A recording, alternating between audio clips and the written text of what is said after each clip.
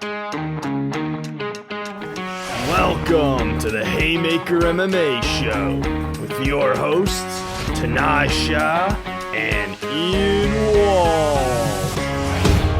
Welcome into this first episode of the Haymaker podcast with your host Ian Walsh and my friend Tanisha. We're going to be going over last week's fight card with UFC 254 with Khabib versus Gaethje, where Khabib pulled off a nice submission in the second round. And looking forward to next week's card with Anderson Silva versus Uriah Hall, headlining that, and breaking down some of the things that might go on in that card and some bet predictions that we think might cash out for everybody. So how'd you take the fights this weekend? Tonight, anything that you thought caught your eye or you thought was important? Great fight.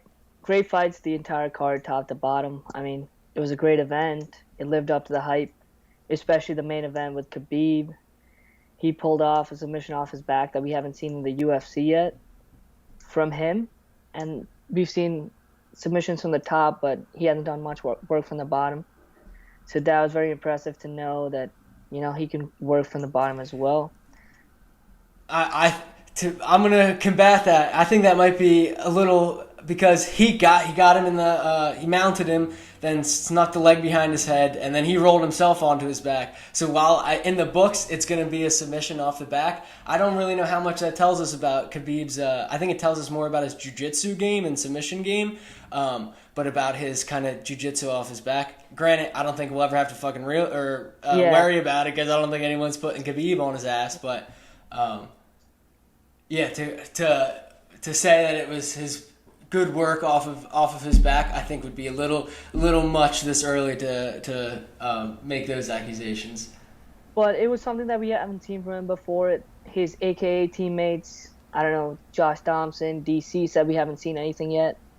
Like he does, we have seen a lot, but they always say that there's so much more to Khabib than he shows in the UFC octagon. And then I think we saw some of what they were talking about, like how he can finish you in different ways, how he can hurt you in different ways. So yeah. Totally agree with that. He went for it twice, right? He tried to do it in the first round. First round he went for the arm bar, but the clock ran out. Right.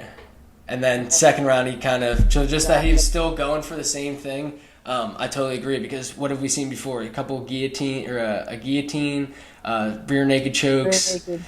And really not much else. I think maybe a Kimura or two in there. Yeah. And ground and pound. Get on top and smash, baby. But yeah, I totally agree. Now, with him retiring at the end, we don't get to see any more of this, maybe additions to the submission game, which I think makes his fights more exciting. I don't know about you, if you kind of just like the basic Russian smash. It's got the true and Absolutely tried. not. I'd like to see everything, you know. He's such a talented fighter. And we've seen a lot from him, but if there's more, I'd love to see it. But I think it was good for him to step away from the sport at the time, especially because he promised his mom, and it's tough to do it without your dad. So, good decision on his part. And I'm happy that he felt like there was a lot of weight on his shoulders all week, all month, and then it was nice to see him walk away with a 29-0 record. All right, so Khabib was dominant as ever, but what do we make of Gaethje's performance? He came in, and some people thought he was going to get it done, but unfortunately he couldn't. I'll tell you what, this is a disappointing one for me. I'll always love Justin. I've told you before that you always, for some reason, you always be scared of the white boys with the name tatted across their back. They got some crazy ass energy, and unfortunately, the hills of Dagestan energy that Khabib was bringing was a little too much for it. But I'll be honest, I felt it in my balls. I thought Justin was gonna clock him at one point. I always tend to, for whatever reason, think pessimistically about the hype trains, that they're gonna get derailed, and especially when they go against kind of like verified opponents. And again, I'm on the losing end of these Dagestani fighter fights, man. I got to start believing. But Justin, I think, let me down because here. Well, let me tell you why. Because the fighters or the killer's row that he went through, just clobbering people. Every time he fought, it doesn't matter who it was, it seemed like he was going to be consistent, bringing that same crazy-ass, hands of stone energy, and it was up to the other people to figure that out, or it looked like there was not really an answer because you had to survive that shit. And like he said, he did damage like crazy.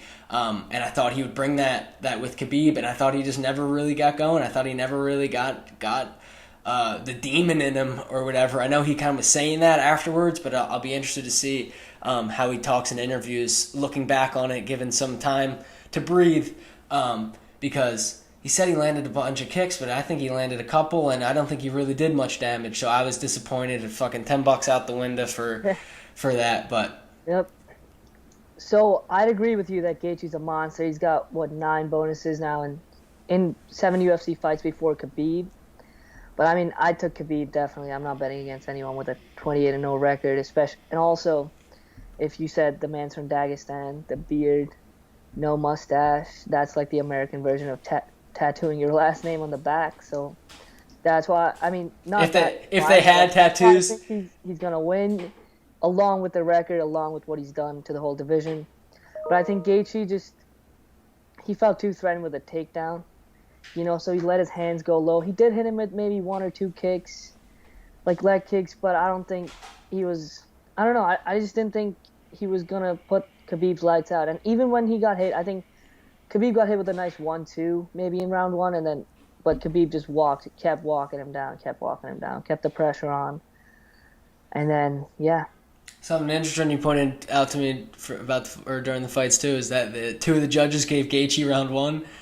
Unbelievable. I thought that was unbelievable. Yeah. I couldn't believe that because Khabib had the forward pressure the whole time.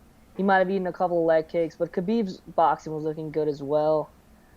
And then he got the takedown at the end, and it wasn't like a takedown in the last 5 or 10 seconds. He got the takedown, and then he almost got the armbar as well, so I think that did it for the round. But I don't know. Right. He was dominant. Whatever. Just thank God that didn't go. We didn't see some crazy, robbery where Gaethje puts his blood, sweat, and tears into it and gets robbed. If it went the other way, but just hate that shit with the judges. Mm-hmm. It's fine. Good thing it didn't matter. Khabib got it done. So after the fight, Khabib announced his retirement, obviously, and he said his mother didn't want him to fight, so he's going to be done. And he made a request to Dana White and the UFC saying that, please put me on the number 1 pound-for-pound rankings for now. I think I really deserve it, and I've done enough in the past few years to earn that spot. What do you make of this? What do you think of Jon Jones's comments? And, yeah, take it from there.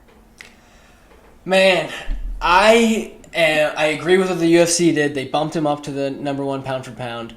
I do as well. I think that is earned. It's only right. There's got to be some kind of fucking pot of gold at the end of the tunnel, right? Some type of recognition at the end of the career, because it's pretty confident this is his last one, and that's kind of the only one I'm willing to, that still has a lot of weight, but that I'm willing to concede that he definitely rightfully owns that right now, and it's not kind of just a fad and not kind of thinking of other eras or arcs in the UFC timeline. To go as far as the greatest of all time, I'm not willing to give him that. I'll give him top 4, somewhere in there. And let me tell you why. So, please, I got GSP as my number 1. You can take that as you will with okay. whoever can argue with it, right? But it's tough to argue against GSP at number 1. Like, you can, but it's hard to. And the reason I do so is because every person he fought, he wasn't supposed to be better at wrestling than Matt Hughes. Out-wrestled him a lot of times and won scrambles and won fights outclassing the people at what they're supposed to be good at and gaining all these different weapons to his arsenal that made him like such a complete mixed martial artist that he wasn't just a great wrestler and he had like okay hands and his wrestling really saved the day every time. It was everything combined, and at different times and situations he had to rely on different weapons, whereas Khabib just had the biggest sword and the sharpest sword in the wrestling category or whatever, and there was nothing else that could find a way to defend it. So I don't think at the end of the day, as far as mixed martial arts goes, that he is, and you don't even have to be a complete fighter to be the greatest of all time, but just for the merit of being the greatest MMA fighter of all time, numbers-wise, he doesn't have the longest record or the longest streak or the most defenses or anything. And he's very close to that. He is close, but it's I'm not even like a numbers guy, more an energy and a spirit guy and feeling guy. But it's hard to argue against the numbers a lot of times. And if you're not the number one on that, unfortunately, it makes it even less easy to say you're the greatest of all time. But that's mine. Just because he's kind of a one-dimensional and has been one-dimensional. Yep. That's why I think he's top 3. And also, what Khabib didn't do was go up a weight and win that belt as well. That GSP did. 2 years after retirement, goes back, beats Michael Bisping, and then gets a middleweight belt. So that is another thing for GSP, definitely. And to be honest, I don't hold, maybe you can say a couple things about this, but I don't hold too much value in the whole double champ thing. A lot of people do, and for whatever reason, I don't feel like, I think it's more of a, through the UFC for a lot of the more casual watchers to be excited that somebody else is going up. But I think the special ones are special, and a lot of these champions are fucking special. And if it's not the guy at the time in who they're fighting as the champion, then they're gonna beat him no matter what if it's up one or down one or whatever. But maybe you can fix me on that. What do you think? No, I can respect that opinion, definitely. But I just think that it's impressive to do it in 2 weight classes. You're going up, the guy's going to be bigger and stronger, and you just got the belt there as well. So there's something to say for it, definitely. So I have, Khabib definitely, I think, should be the number 1 pound-for-pound fighter right now. Jon Jones agreed first, and then he went off, which was a little annoying to everyone. He was like, nah, but I have 15 title fights, title wins, and this to Khabib's 4. But I think let Khabib have his moment for at least this week. And Khabib deserves it because his wins have been very dominant. He's finished McGregor, Gaethje, and Dustin Poirier in his last 3 fights. Which is just some dogs. Some dogs he's putting 3 down. And 2, he's been getting better, and he's the king of the best division in the UFC. And I don't know. I think let him have the pound for pound right now. Jon Jones is still the greatest of all time for me because of what he said, honestly. I think he's fought tough, very difficult fights, especially in the past, at a heavier division in 205 where it's more likely you get caught and this and that. But Khabib also has arguments because he's not been close to anybody, losing just 1 round, maybe 2, I guess, Gaethje, but... Right, with this one. I don't know. Yeah. And, I have Khabib at number 4 right now. Just, I don't know, maybe 3 or 4 because he hasn't had the title defenses, even though he's almost cleared out the division. And I think if he were to fight either Tony Ferguson or GSP to go to 30-0, I would put him number 1 or 2. Definitely. So, with the development of Khabib retiring after the fight, leaves the lightweight championship belt in a little bit of a weird spot with Gaethje just losing, Poirier losing to him just before that, and Tony losing to Gaethje right before that. Kind of makes it's weird, but also fucking awesome at the same time because you look at the top 10 and it's nothing but great names and fucking killers that always put on great performances. So what do you see the future of the lightweight championship belt looking like? So you said all these good things about the lightweight division, and I completely agree that is the most stacked division in the UFC. You forgot to mention the return of Conor McGregor in 2020, which he tweeted out that he wanted against Dustin Poirier. But I definitely agree. The division's so super interesting. There's a lot of exciting fights to have, and it's tough to match make, but we'll do it. We got Conor and Poirier in January. And I think the UFC, just because it's nice to have Conor in a title fight, nice to have him hold the belt as well, they should put him in the title fight against Dustin Poirier, who also deserves another shot at the belt, having lost to only Khabib before beating, I think, 8 straight opponents, maybe 7. That included the likes of Gaethje and former champ Eddie Alvarez, to name a few. He just beat Dan Hooker after losing to Khabib this year.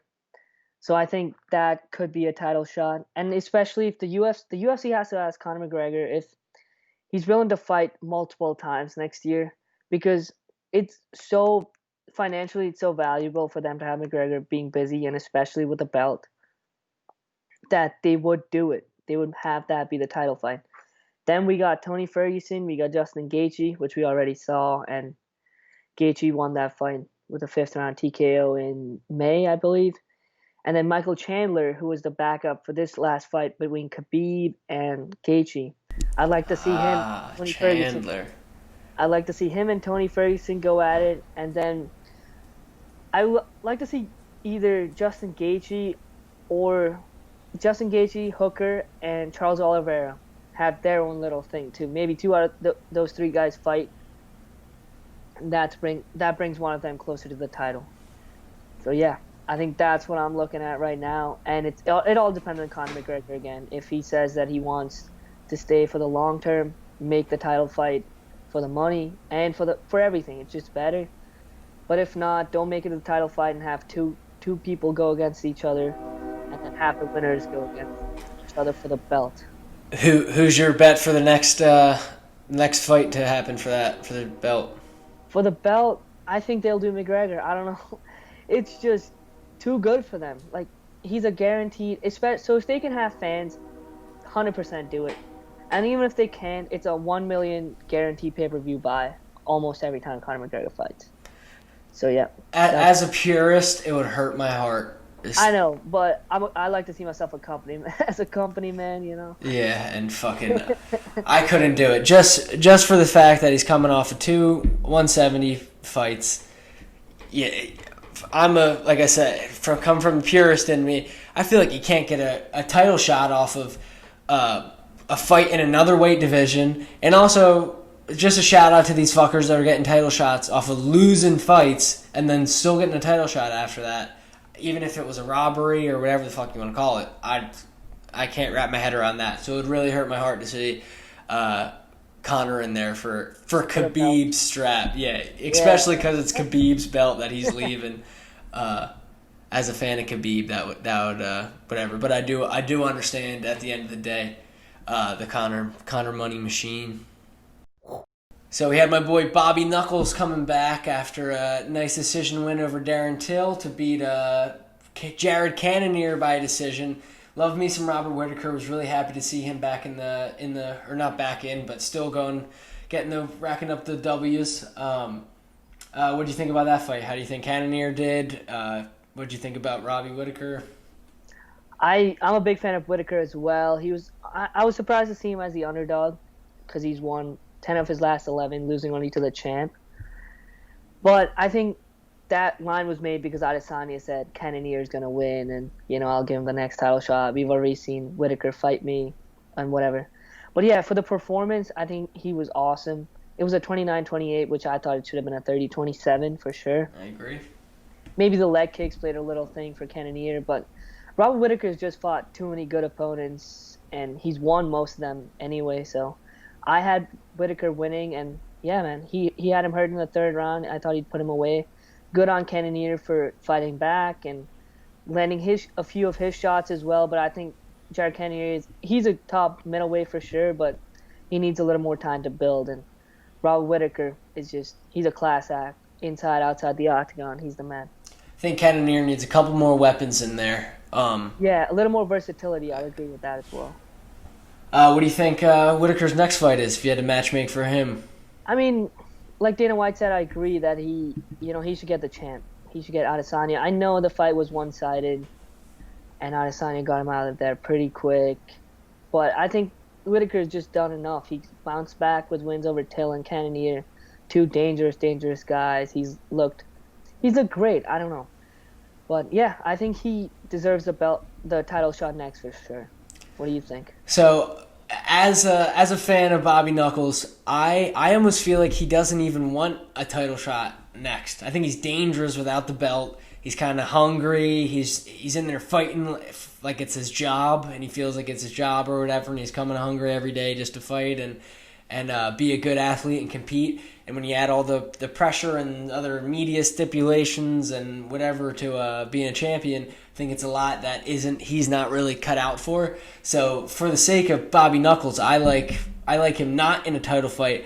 Unfortunately, the only really fight you could make is him versus Costa, which is dangerous.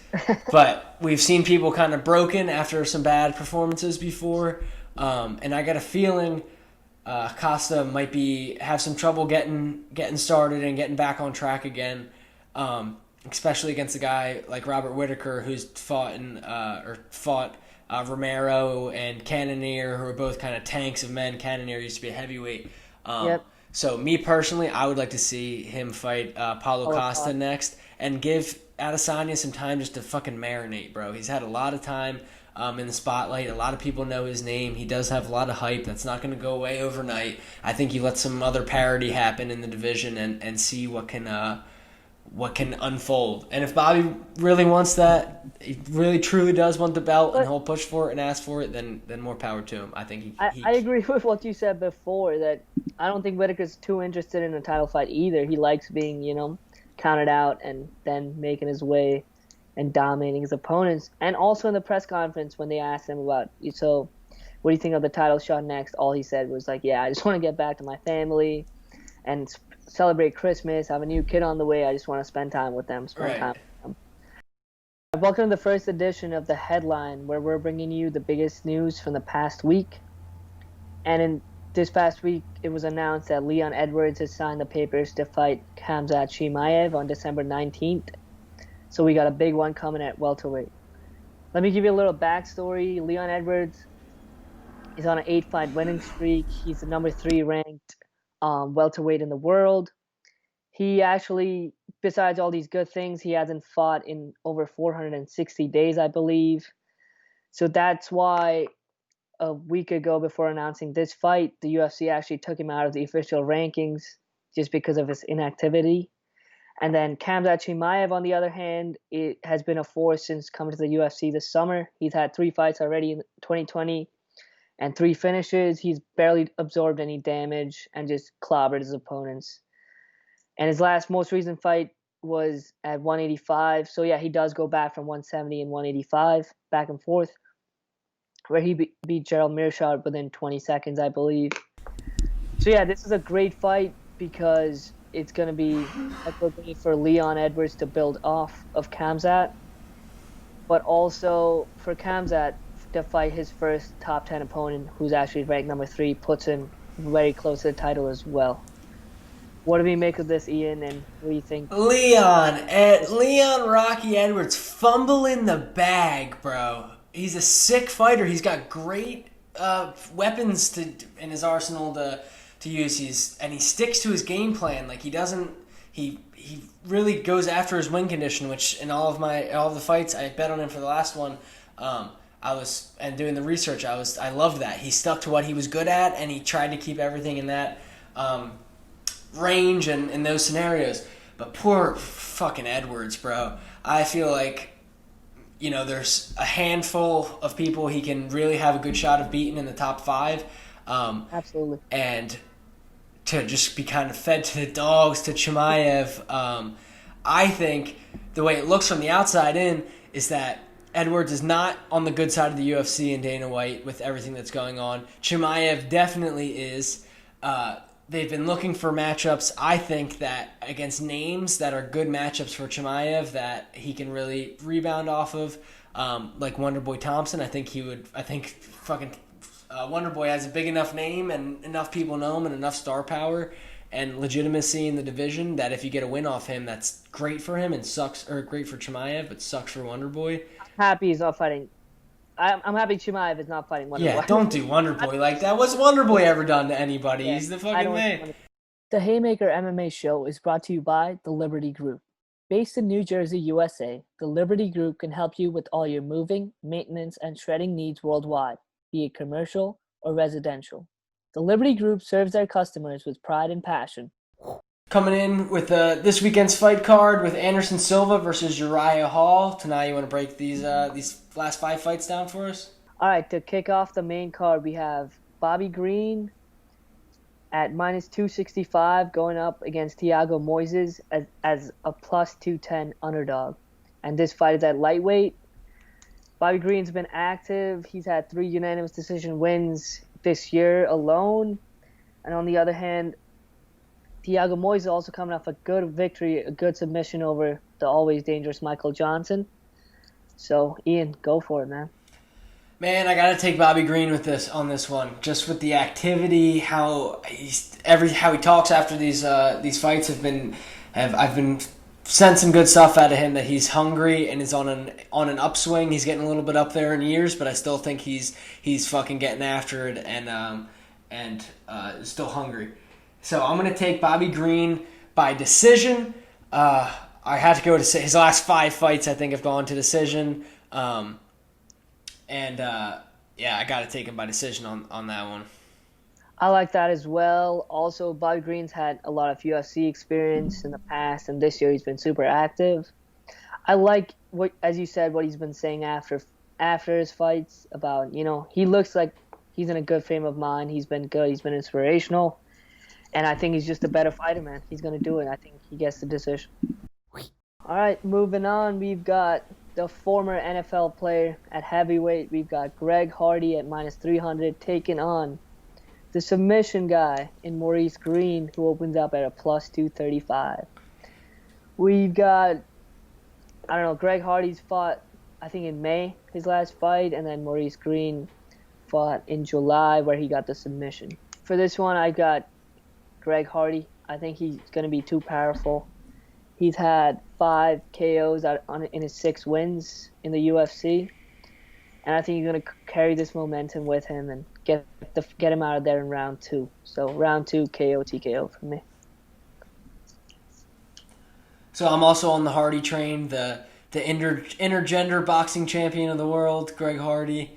I got him by round 3 TKO, and I hate to fucking root for him after what I just said with the intergender boxing champion of the world and all the inhaler gate and all the other bullshit that has kind of gone on with his... and another DQ before that. Right, the illegal knee. Hard to root for, but he's a sick athlete. You put enough time in it, and it seems like his trajectory is on the up and up. I hope he could prove me wrong, because he seems like a fucking dumbass, but... that he's kind of all going to clean it up. The coaches can really get to him now, and he's going to become more of a martial artist instead of more the greenness is going to start coming off, I think, and I think this fight it's what's going to show it. Not a big Maurice Green fan either, but he's also not a slouch. He finds some ways to pull off some wins. Not the most skilled guy, but he finds ways to win. I don't think he's too dangerous for Greg Hardy, aside from a submission or two. But Greg Hardy hasn't really been taken down too much. He's almost got that Derek Lewis takedown defense where it's just, okay, time to fucking get up. And enough base under him with that. So I don't think that's going to be really too much of a threat for for Greg Hardy to deal with Maurice Green's submission offense. And I see Maurice Green getting tired, not being prepared for the coronavirus fight. And Greg Hardy getting it done in round 3 on a tired, exhausted Maurice Green. And then we got, at featherweight, we got the co-main event. Bryce Thug Nasty Mitchell at -172, taking on Team Alpha Male's own Andre Touchy-Fili at +140. Bryce Mitchell undefeated in his last 4 fights, which have been in the UFC. An awesome performance against a black belt, the jiu-jitsu black belt in Charles Rosa. Touchy-Fili, on the other hand, is very, very experienced in the UFC. He's fought 15 times, and he knows the ins and outs of the octagon. So, what do you feel about that? Man, if you don't know Bryce Mitchell by now, you better get on a laptop somewhere and look up Brycey Mitchell, because what a character. Love his fighting. Also a sick fighter. Comes off not very intense, and then just sneaks up on you and takes an arm home with him, or takes your neck home with him. Almost twist your body. Or twist your spine in half. One of the only 2 people who have twister victories. Almost did it again over Charles Rosa, who's a sick jiu-jitsu practitioner in himself. Who that's like his bread and butter is jiu-jitsu, and for Bryce Mitchell to kind of just mop the floor with him, not just in the jiu-jitsu department, but in wrestling in general. His wrestling scrambles and control is unreal. So I'm going, and that plays in with Andre Fili, because he's a alpha male guy, pretty good, okay striking he's competent striking, more than competent striking, but that's not his go-to stuff. It's more of the all-around, mix it up, scramble wrestling, and maybe some control and submissions. And I don't think any of that shit's going to fly with Bryce Mitchell. I think he might be the best jiu-jitsu guy in that, or grappling guy in that division right now. Yep. And I think Fili's going to have trouble with it, and I'm taking Bryce Mitchell, round 1 submission when they're nice and dry. No sweat to get out there. You get that crazy energy of those alpha male guys. A little hard to wrap them up when you get all sweaty and slippery. So I think round 1, Bryce Mitchell. Go get him, baby. All right, so yeah, touchy-feely got that octagon experience, but I don't think it's going to play into the hands of Bryce Mitchell at all. Mitchell's going to dominate him, and it's going to end up on the floor because I think he's just super strong and so good, understands positioning so well. I like Bryce Mitchell by 3rd round submission. I think he's going to hold him down there for a little while, transition, and then I think touchy-feely's experienced enough to avoid the early barrage on the ground, but then once he's tired, I think he's just going to, I don't know, I think it's going to be at the end of the night late for him. So I like round 3 submission for Bryce Mitchell. All right, we got the main event at middleweight where the number 10 ranked Uriah Hall opens up at -230, taking on the legend, one of the GOATs, Anderson Silva at +184. Uriah Hall has an okay record, but he's done very well in his past 2 fights. He's won the one in both, one with a decision, one with a finish. Anderson Silva, on the other hand, he's an absolute legend, but he's been off a skid off late. He's just 1-6 in his last 7 fights since losing the first one. Since losing his belt to Chris Weidman. But before that, he's obviously had, I think, 11 title fight wins at middleweight. He's gone back and forth from light heavy, knocked people out there as well. But it's important to note that he's also 45 years old, and it might be his last fight. So, the legend taking on Uriah Hall. Who we got?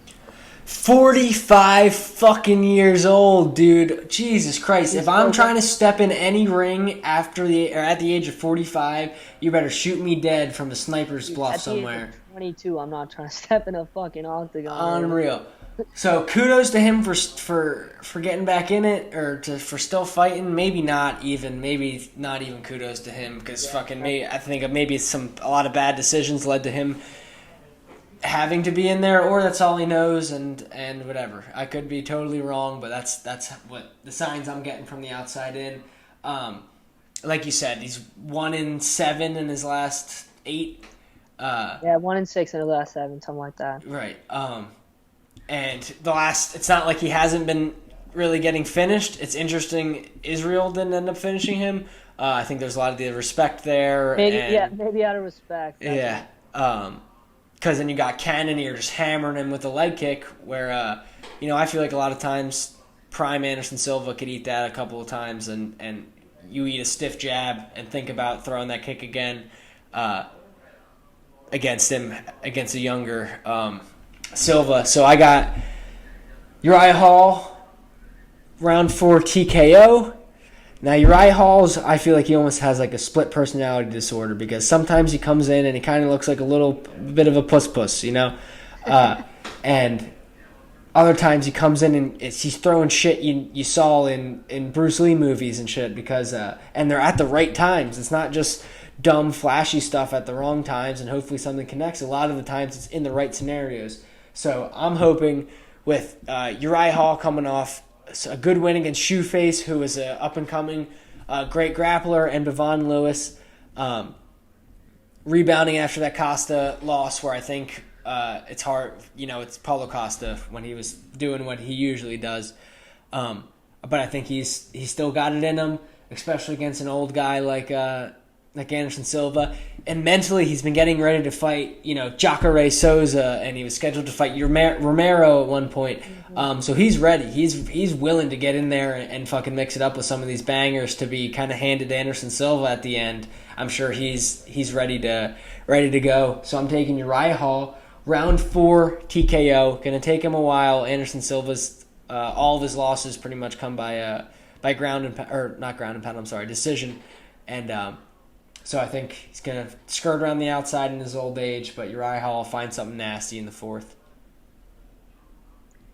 All right, so I really want Anderson Silva to win, go out on top. Maybe we get a nice front kick to the face and send him out like the king he is. But I don't know. I just don't see it happening at 45. I don't see that speed transitioning or any of those things happening. What he could do maybe 5-7 years ago.